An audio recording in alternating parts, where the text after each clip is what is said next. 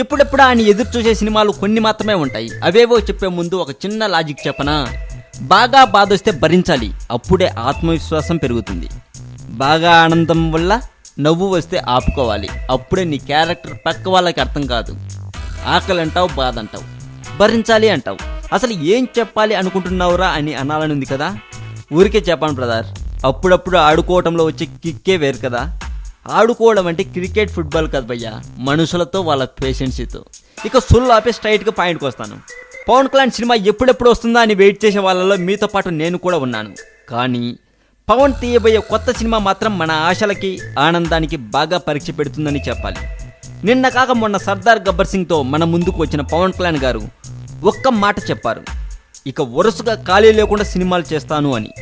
అన్నట్లుగానే మొదలు పెట్టారు, కానీ ఇంతలోనే సినిమా డైరెక్టర్ తప్పుకున్నట్లు సమాచారం. ఇక అసలు విషయానికి వస్తే, ఎస్జే సూర్య డైరెక్షన్లో పవన్ చేయబోతున్న 3వ సినిమా ఇది అనుకునే లోపు ఎస్జే సూర్య సినిమా చేయట్లేదు అని పలు ప్రైవేట్ వెబ్సైట్లలో చెబుతున్నారండి. ఇంతకీ ఎస్జే సూర్య ఈ సినిమా ఎందుకు చేయట్లేదు అనే ప్రశ్న ప్రతి ఒక్కరిలోనూ మొదలైంది కదా. అయితే దానికి సమాధానం ఇదే అయి ఉండొచ్చు. ఎస్జే సూర్య మొదట సూపర్ స్టార్ అవ్వాలని సినిమా ఫీల్డ్కి వచ్చారట. అయితే తను చూడడానికి బాగా ఉండకపోవడంతో డైరెక్ట్గా హీరో అయ్యే ఛాన్స్ దొరకలేదు ఎస్జే సూర్య గారికి. ఆ తర్వాత తన గోల్ని ఎలా సాధించాలో తెలియని సూర్య ఒక స్టెప్ ముందుకు వేశాడు, అది డైరెక్టర్గా మంచి పేరు ప్రతిష్టలు తెచ్చుకున్న సూర్యకి సినిమాలో హీరోగా కంటే డైరెక్టర్గానే మంచి ఆఫర్స్ వచ్చాయి.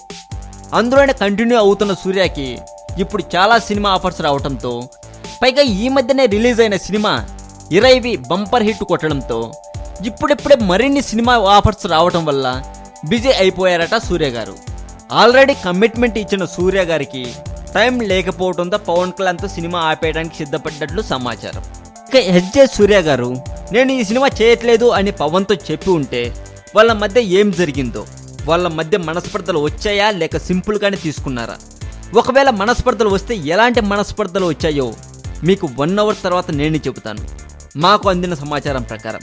అంతవరకు చూస్తూనే ఉండండి టాలీవుడ్ సెంట్రల్.